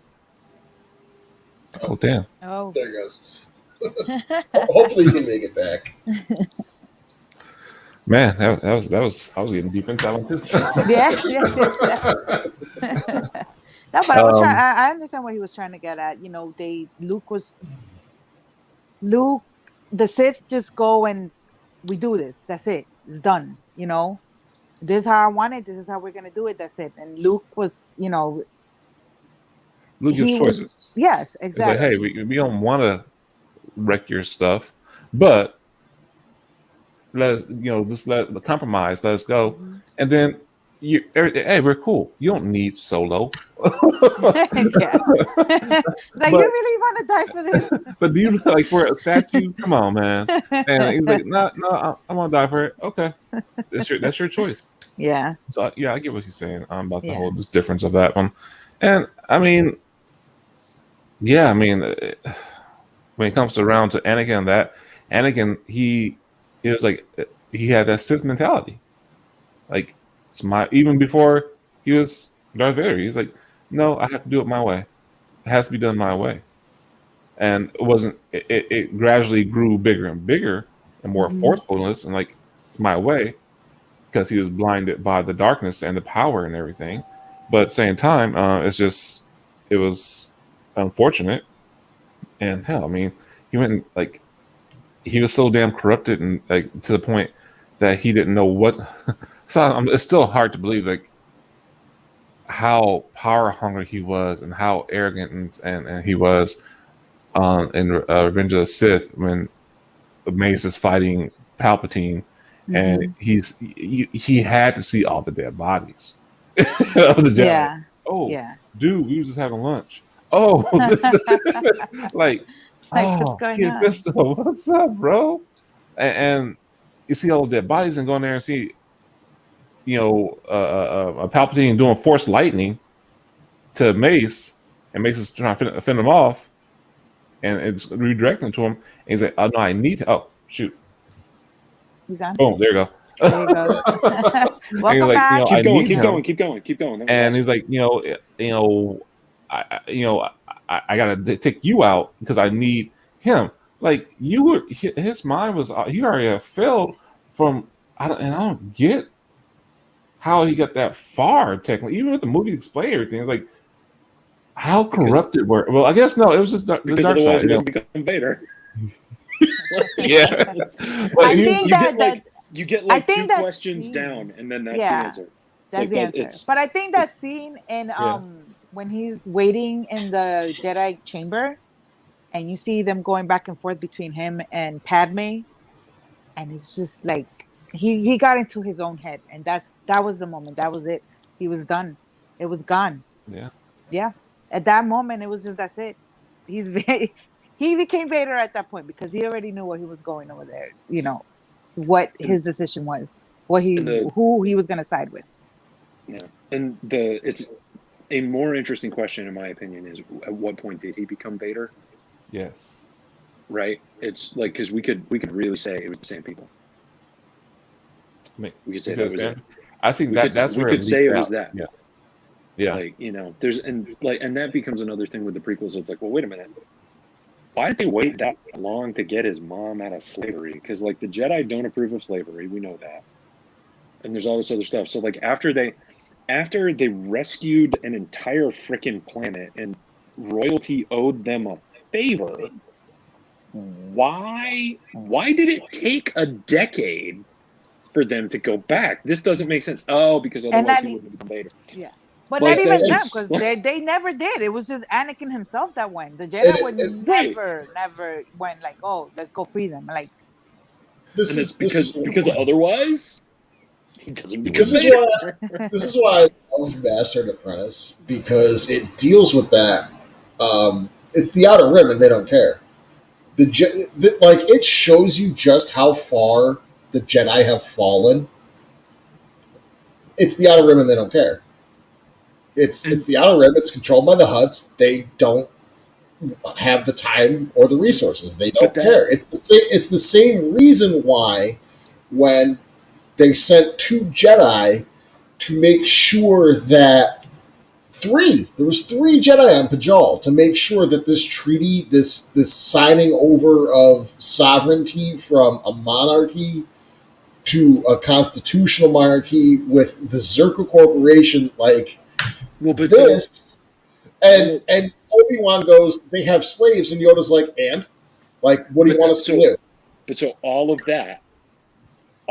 that came after the movies, which were defined by the metaphor that Lucas wanted to do. So there's a whole bunch of stuff in Clone Wars or written properties or whatever that explains things in the movies that don't make sense because Lucas had a particular metaphor he was trying to craft, and everything else was going to fit into that arc. Yeah. Even if it didn't actually make sense, so that the prequels could plug into the original trilogy.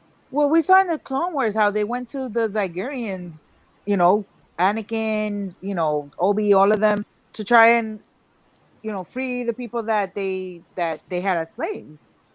So Why is it here but not there? Because otherwise Anakin doesn't become Vader. Like it's maximum you get 3 questions of, well, wait a minute, what about this? Maximum is 3. No, of course. Like, you know what I mean? Ultimately, it's because he has to become Vader. But, you know, just as a thing, like, that doesn't make sense. Why the Order would be okay with going to rescue some, but not the other. So, Outer Rim, Zygerians are what? Mid-Rim? Something like that? But it's also, like, that's... And if... Like, so that story would be Outer Rim instead of Mid-Rim, because then it creates a narrative reason why it makes sense why it wouldn't be worth the trouble. Like and that becomes the other thing. It's like, well, okay, so we're going to pick a planet that is in a place where we can explain why it's not worth taking the trouble to fix this thing that we are morally opposed to. And there's also a bunch of stuff in Clone Wars. Like Clone Wars is supposed to look like World War II propaganda.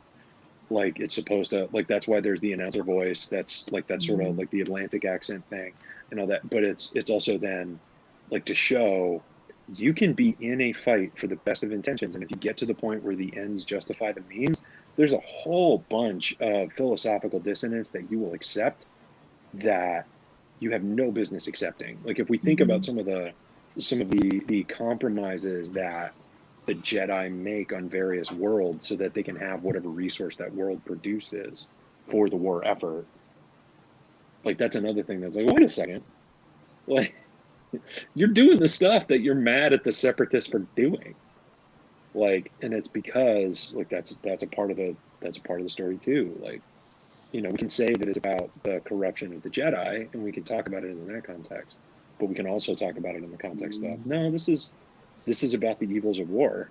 This is about how you can end up in that situation and then decide that it's morally acceptable to do something really disgusting in the interest of defeating an enemy you've decided you have to defeat. Like, we are residents of the only country to drop atomic weapons on another country. Like, that's Lucas is not shy about saying that that's a bad guy move. Like that's what the Death Star's about. Like it's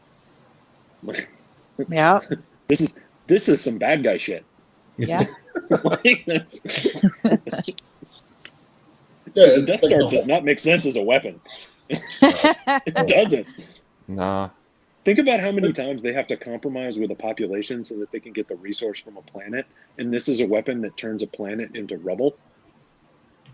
Yeah. So what's the point of all these compromises and everything? Like that really was one dumb. thing that I was like in the Rise of Skywalker when they show how Palpatine had all these like battleships that were also Death Destroyers. I'm like, so he's just gonna go and mess up the whole galaxy, like, and so who he's gonna rule?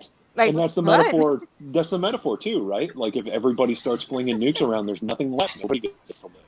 There's nowhere to be, and that's a part of the point. Like that's the metaphor, and it gets lost. Yeah. No, destroying the city, destroying an entire city is bad guy shit. Destroying an entire planet is bad guy shit. Like it's not subtle. Lucas is just like, this is bad guy shit. It's like the one thing I don't understand is why actually fight the Clone Wars other than Count Dooku? Like, there's no real there's not a good reason. That war doesn't make any sense at all. At all. It's like they seceded, so let them go. I don't. What was the point of the droids and all that stuff? Like stuff that you don't try to police anyway. Why does it matter what flag they have? Yeah, and you saw how we had Onderon, which was a very good separatist. I have to bedtime. I'm really sorry, guys. I love you. I'm sorry. Okay, no. Thank you, awesome. thank you. And we're still around. You can come back. But I was saying, like you were saying, there was no point. And look what, again, I bring back just the Light of the Jedi, right? And you see at the end when they're fighting, the Republic is fighting the Nihilists. Mm-hmm. The Jedi are staying back and letting the Republic do their thing. Yeah, they're just there as backup. They're not the main. They're not on point. They're not. Yeah. They're not the ones leading the whole fight. We're here just because in case it gets too much, then we'll give you a hand. But it wasn't them. That wasn't. The Jedi was just there to make sure that the bad guys weren't going to be fully, take control of the whole situation. But they weren't the ones leading the whole thing. And I think the reason why the Jedi, I would say, because they didn't look at the whole Separatist army as people. It was just droids. So we can mess some droids up. It's just droids. We're stopping some robots and droids of messing stuff up. But yeah, then we can't really involve ourselves with the politics of that part. So you guys got to deal with that one. Yeah, and it's just like the whole war from a political perspective is it's one of those things. It's like these people want to be separate, and Sheev was like, no. And that's literally just like, no. Yeah. Because I need a war, so I'm gonna create a conflict out of nothing. Then the Jedi just fell right into that was the thing I was talking about earlier with Dooku, because without I don't know, the only way it makes sense for the Jedi to be involved in the Clone Wars is because nobody knows who Sidious is, so Count Dooku is set up as the face of the Separatist movement. Yes. So it's you have a rogue Jedi. So the Jedi can't do nothing. But they should have just concentrated their efforts on finding Dooku. That's it. Not fight the whole thing, That worked out. Have you read Dark Disciple yet? Yeah, I just finished it. No, not yet. Oh, read Dark Disciple. It was I love that. The audiobook, and I was like, oh crap. Okay. Yeah, it didn't work out well for them doing that. Yeah. You'll like it. I was like, Dark Disciple was before Revenge of the Sith? Yes. Yeah. Oh, okay. All right. No, but I'm pretty sure. Okay, fine. But I'm just saying at the beginning of the whole thing, when they found out that Dooku was behind the whole thing, right? They could have just. And he if he hadn't escaped when Yoda was there, I mean, again, it's just because the Force, but the Force. Yeah. The Force. They were really in a no-win situation because they couldn't do nothing. Mm-hmm. But the thing they were doing was also not good. So But it should have let the Republic handle that. Why did the Jedi have to be the generals? The Republic didn't have capable, people. No. Yeah, that's the other thing that doesn't make any sense. Yeah, It's like it's just it's got too muddy, and they got too involved, and they shouldn't have did that, and that's what caused a big distraction, and even helped more with Anakin's fall because shit. Not on top of just like being a Jedi, having the Jedi honing his skills and everything, and building him up like that. Now you're giving him a military structure and military discipline. It's a on different how type to of discipline. run Yeah. a thing, and that's so Palpatine doesn't. Like, I don't got to teach y'all as that now, because this war will teach you how to be my general and my second in command. So there we go. So yeah, I mean, hey, there's multiple layers on that one that comes into place with that. So the Jedi definitely took a lot of decisions. One of the biggest ones that I'm always gonna have like that little, especially with Obi-Wan, was in Clone Wars when Obi-Wan faked his death. Oh, I mean, that was. And it was Obi-Wan's idea not to tell Anakin, so that hurt even more. Yeah. Like, how do you do something like that? How could they justify that? They can't even say that was the will of the Force. The Force would never manipulate emotionally somebody like that, Yeah, no. I mean, I it's not right. I know after watching the episode and everything, I get why they did it, but I don't agree with it, and that's messed up.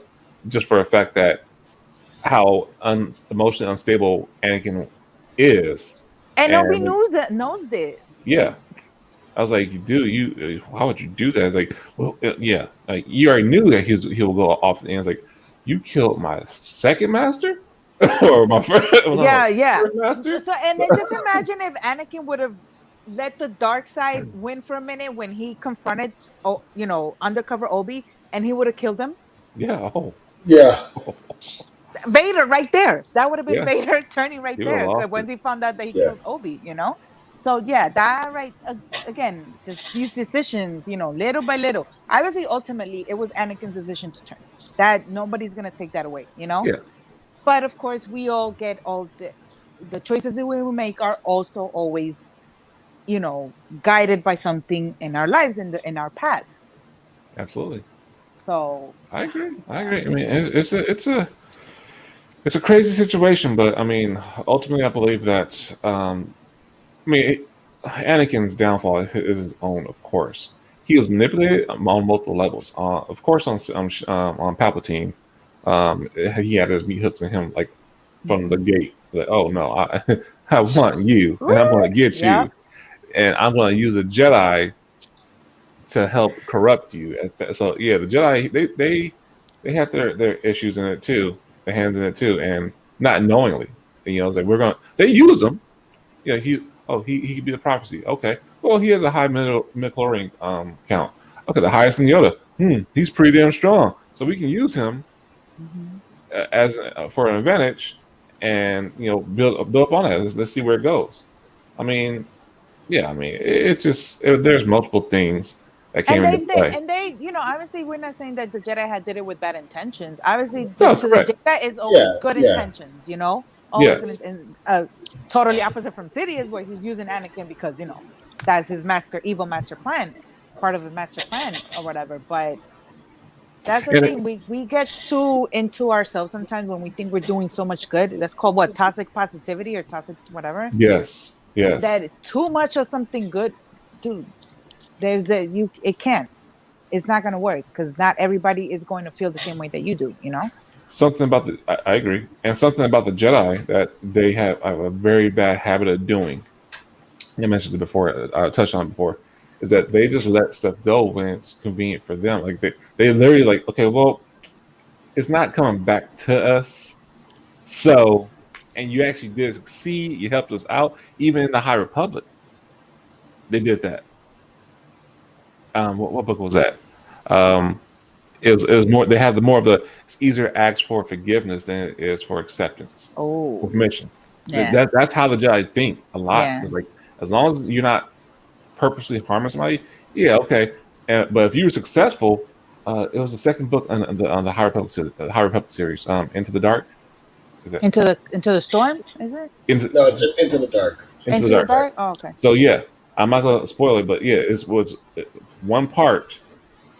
They were like, okay, they went back after the Jedi said, "Don't do it." Didn't forbid them, but they say, "Yeah, no, don't worry about that right now." So then they went back against their orders and succeeded in what they wanted to do, and came back, and the Jedi was like, But that's "Well, my you should have did that." Yep. But thank you. No accountability. No accountability at all for any of them. I'm Exactly. sorry, but Yoda, with what Anakin did in the sentence, Yoda, and I love Anakin to death, but he should have not remained in the Jedi Order after what he did, to the Sand People. Like that's. But see, that was his pride. Anakin wouldn't have left the Jedi Order if they said, "No, dude, you need to leave. Like, we think you should leave. Go. You lost your mom. Too much stuff is going on. I don't think this is the right thing for you."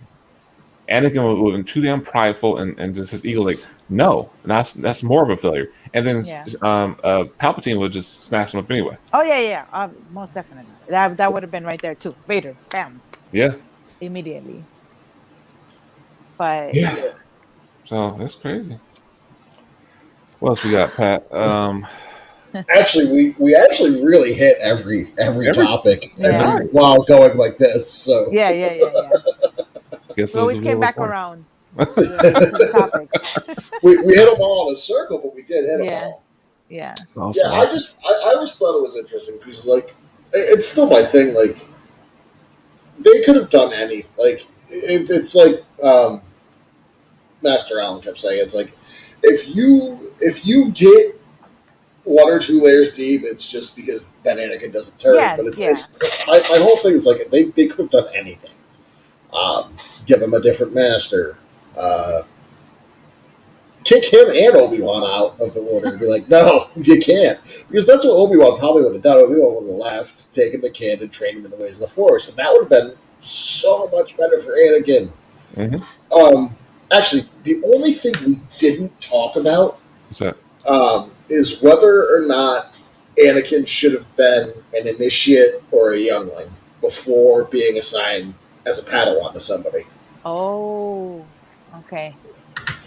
He skipped all of that too, yes. Yeah, he skipped the whole step. He did. 2 steps, really. Yep. No, he did. And I did a video about this, how George Lucas had like this scale and points of what the power of each Jedi or any Force user, it was like 1 through 10 or whatever. And they spoke about, and I think it was Star Wars Theory or whatever, that said that how Anakin was a level 8 by the time we get to Revenge of the Sith, but then when he turned to Vader, he immediately jumped to like a 9 or a 10. But because he skipped so quick, he didn't have all that knowledge before he made that big step. And the reason why I'm saying is just because when you said that how he just went straight to a Padawan, he skipped a whole bunch of lessons and learnings that he should have had before becoming a Padawan, and that's very key and important. You miss a lot. Mm-hmm. You miss a lot. And he was a Padawan as somebody who wasn't equipped to deal with it. A brand new Jedi Knight. Like he just and who was grieving the loss of his man. Like it just. It's one of those things that I'll never understand, other than it had to be that way. You know what I mean? Like it's just, and this is one of those things where it's like people complain about the sequel trilogy, and I'm just like, bro, like, have you watched the prequels? The things the Jedi do make zero sense, other than the concept of it had to be this way for the OT not to get retconned any further than it already was. Yeah. Like it's because like there's a million things that could have happened. Like you don't let Obi-Wan train the kid. You go, no, you're a Jedi now. we'll honor Qui-Gon's wishes, but you're not the guy. This is not the right time. Go do some missions. Go get figured out. And then they could have taken Anakin, and they could have taken him, and they could have put him with people his age, and because that was part of the problem is they immediately elevated this kid nobody had ever even heard of to a Padawan, and then everybody else is looking at him like, who's this kid? Why does he need to be a Padawan at 9? To Obi-Wan Kenobi of all people. And Padawans are usually what, like around 12? 11, 12, something like that? It does depend. It's usually around puberty, they say. Like they start. So it does Anakin depend definitely on was way too young to start as a Padawan. It depends, and it depends too, because so this isn't really canon anymore, but they sort of allude to it in what I've read. And like I said, I haven't read everything. I'm working on it, but it's sort of like a step. So you're a youngling. Once you can sort of grasp the basic lessons, once you're old enough, you go and you get a kyber crystal and you become a Jedi initiate. And then you start training with you build your lightsaber, you start training with your lightsaber, you start learning more lessons and all that stuff. And then once you've displayed a certain level of skill in both the Force and saber and knowledge of the Order, then you can audition to be picked as a Padawan, by a knight. Yeah. Mm-hmm. It was like this big. Well, I think in Legends, I don't know if this is canon, but in Legends, it was like this big exhibition. Like the Padawans. Yes, I read. Yes. The Padawans would all gather, and then they did stuff, combat and demonstrations of Force abilities. Mm-hmm. And then the knights, the masters, would be the ones to be like, okay, I want him, and I want the knights would pick people. But I know for a fact that the council picked Obi-Wan Kenobi specifically for Qui-Gon Jinn. So there's a lot of different things, but you didn't just become a Padawan. Like, that never happened. Yeah. Like you had to be built up to that. No, I agree. I think Anakin never got that. So how is he supposed to feel like he belongs in the Order when his life was so different and his training was so different and everything? Like everything was a constant reminder to him of how different he was. It's kind of like Naruto. yeah, a little bit. Yeah, he has a strong power and this, and it's like, you're constantly reminded how different you are. Yeah, you're not the typical Jedi. And it's the same. This is like, it's like, oh, okay, well, I just want to fit in. I just want to be with you guys and want to do good, and I want to be the best I can. Mm-hmm. I want to be a Jedi Master one day. But that's the other thing. Like if we wanted to, keep talking about feeding his ego and stuff. Well, I'm 9 years old and I'm a Padawan, and I'm, as a little kid, can you imagine? Like, I didn't have to do all of that. I'm the youngest Padawan around, like that type of mentality and stuff. And I agree that both Anakin and Obi-Wan should have taken their times learning these new things.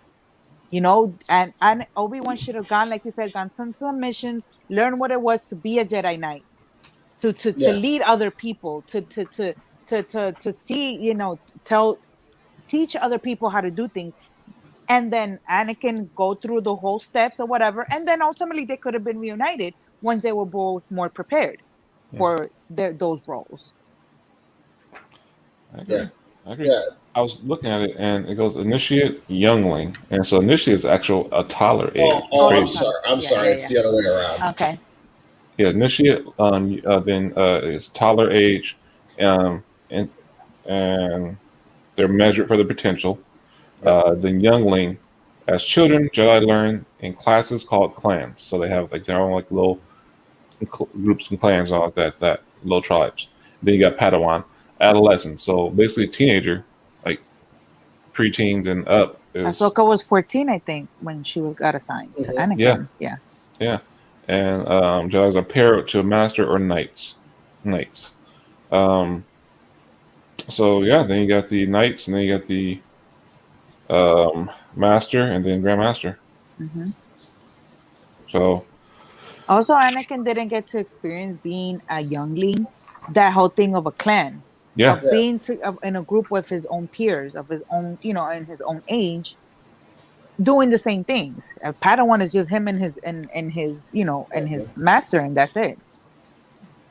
So, so that little contributions, You're right.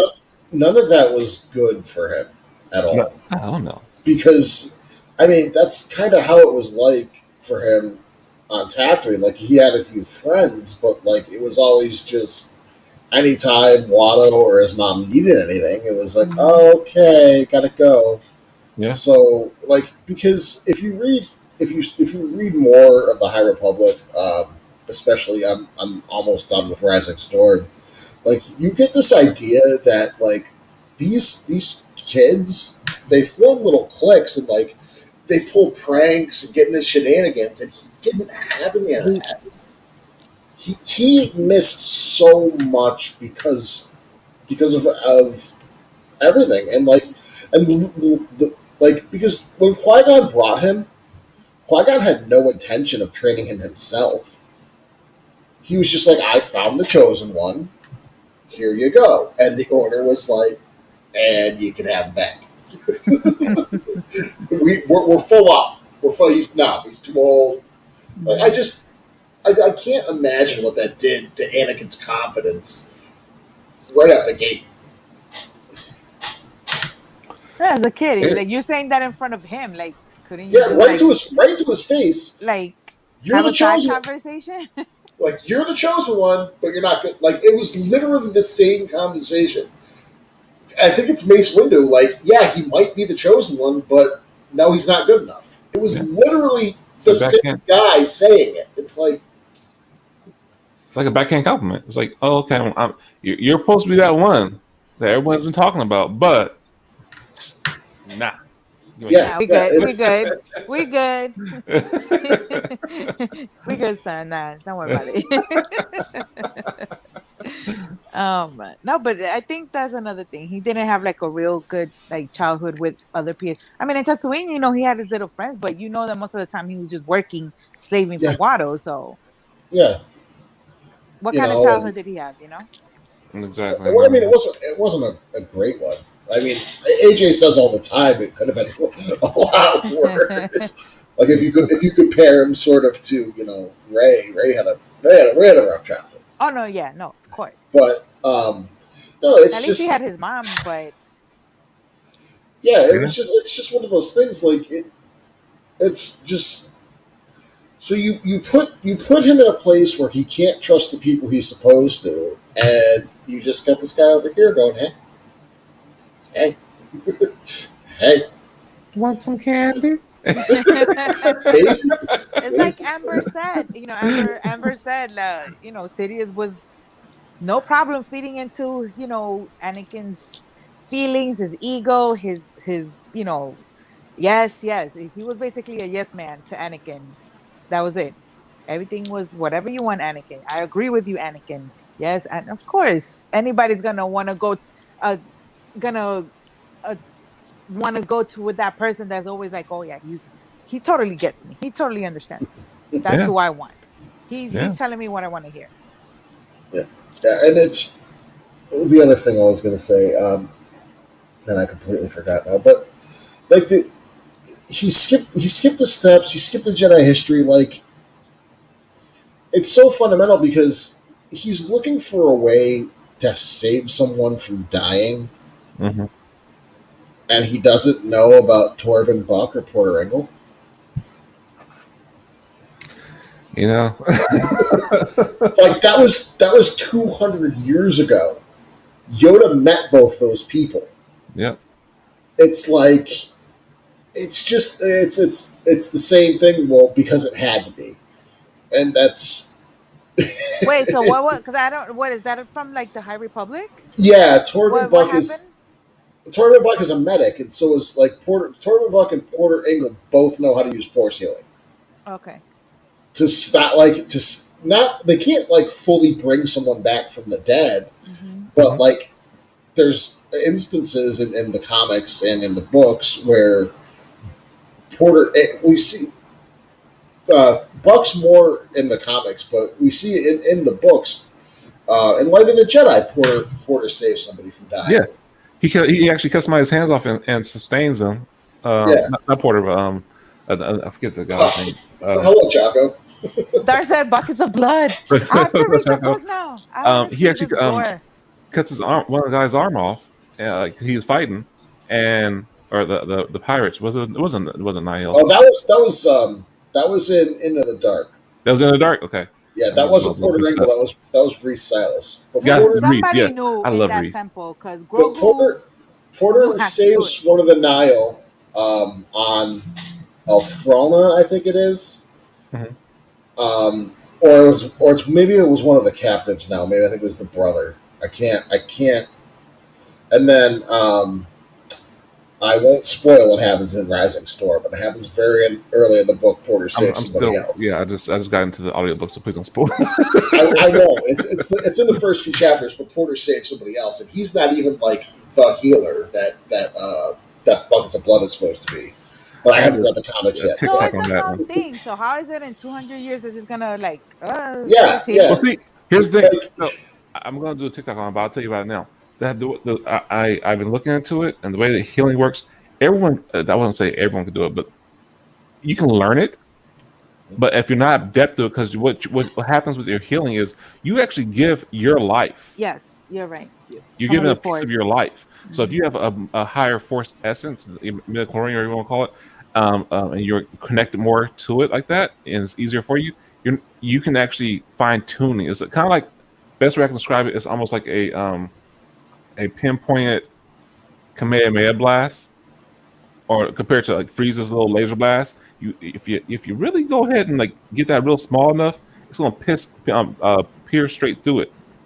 But so if you can actually fine tune it and use that and harness the power properly, you can be more adept to it and actually heal people properly and without giving all your life essence. That's why people don't. Your force essence, because you're actually transferring your essence into the other person to heal them, to rapidly help them heal faster. So you're literally giving your life for them. Yeah. I mean, we see that with Ben Solo, and then Grogu, when he does it, he's like, exhausted. Yeah, that's why he passes out. Yeah, I gotta go to sleep, man. Like, bro, I need to recoup. But if Yoda had just gone, okay, well, if you're that worried about it, like, true. These guys used to do it all the time, and you don't think Anakin would have given up his life to save Padme? Oh yeah. You know what I mean? Like, or at least a piece of something. Like, yes and no. It's just. Well, I like, you know what I mean? Because he was corrupted. He was thinking of the power. I need to be powerful, and that's the thing. It's like it's not being about being powerful. It's about understanding and learning and using it to your advantage. But so he that's Anakin. That's his ego. Like, I have to be the most powerful Jedi ever, or the most powerful being ever, to do this. To save you. But and then that's what I'm saying. No, go ahead. I'm sorry. No, go ahead. No. But going to what Corey said, like, if Yoda would have told him, like, no, you don't need to have all this crazy power in order to be able to force you. Dude, you have midichlorians that are higher than mine. You'll be fine. Just do this. I'll teach you how to do it, and you'll be able to, save your loved one or whatever. I agree. Yeah, that was the lesson that Obi-Wan never taught him. Yes. Like, you don't have to be powerful. And that's the lesson that Luke almost didn't learn on Dagobah. Like, judge me by my size, do you? Like, it's not about strength. It's not about power. It's not. It's about your connection to the Force. That was literally Luke's his test in the cave. Luke's test of the cave wasn't about power. It wasn't. You don't have to. You don't need. Yoda literally said, "Bring what you need." If you bring a weapon, you got to fight something. No. He said, what will I find in there? Only what you take with you. Same thing. No, it's different. Because he only found Vader in there because he brought his darkness with him. It's a good way of looking at it. Okay. It's not take what you need into the cave, because he says your weapons, you will not need them. And then Luke asks, well, what will I find in there? And Yoda says, only what you take with you. He took his weapon. He takes his weapons with He's him. ready for a fight. He brings his darkness with him. True. And then he cuts off that fake Vader's head, and it's his own face. Because he brought that to that place. He could have brought his weapon and not brought that darkness. You know what I mean? Yeah. No, yeah, you got a point. Yeah. But Yoda knew that he wasn't ready to separate that. True. But it should have been a very thing to keep instilling into Anakin. That is, like I said, the Jedi Order let him keep doing it and get these ideas in his head about I'm so great, I'm so powerful, I'm so like, dude, no, it's not about that. Like, how many times I gotta tell you the same thing? Even if but they did tell him once in a while, dude, this is somebody that you need to tell every freaking day. Every single time that you get a chance, you have to tell Anakin, because Anakin is that stubborn, you know.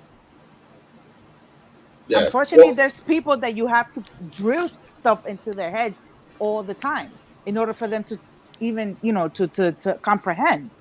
But as an adult, he had the mentality of an adolescence, like, because he skipped all that. and I'll address that in a second, Chaco. But the one thing that Anakin was never let to do was fail.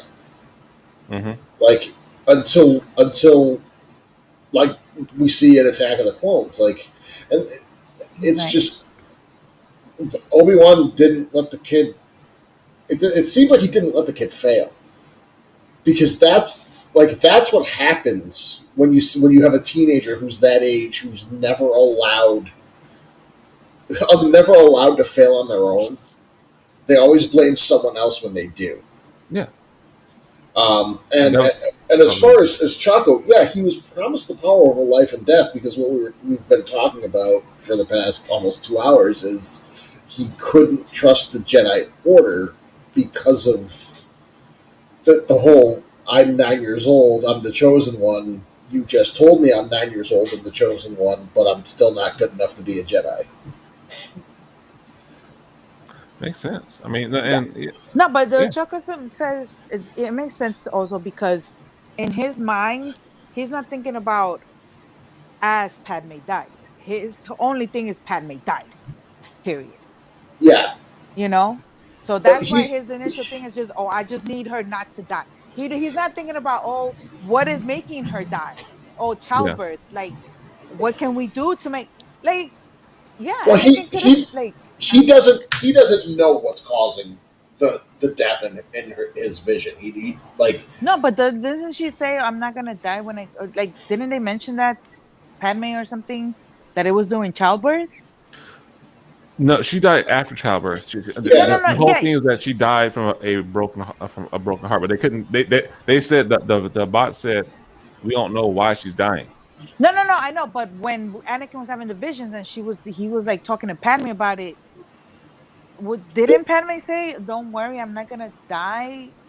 I don't know. Something like that. I'm gonna have to look at it. Yeah. Back to exist. But I'm saying Anakin wasn't thinking about that. He was just thinking about dead. That's it. Dead. Right.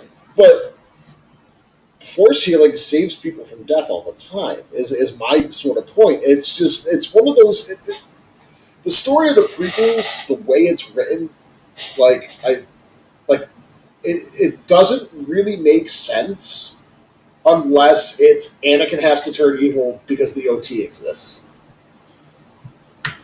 I mean, yeah. Okay, Chaco's got it, yeah. I'm sorry, like I said, it was... I missed that, thank you. See, dang it, the chocolate, you make me go back and rewatch it now. All right, but yeah, I mean, No, I remember that he did. He's like doing childbirth, but there you go. Okay. Yeah, you got it. again, Anakin was clouded by one, his power, his quest for power, his loving way too much to a fault, and just tunnel vision. That was his thing, tunnel vision. So I agree 100% with you on that one. Yeah, I mean, that's yeah, It exactly. was it was more than his attachment. It was his refusal to fail.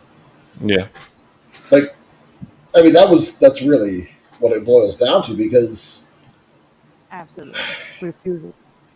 his refusal to fail, his I have to be the best Jedi, because, like, and especially after leaving Tatooine and being told he wasn't good enough. Like, that's one of those things. It's like, I have to be the best Jedi, otherwise I left my mom for nothing.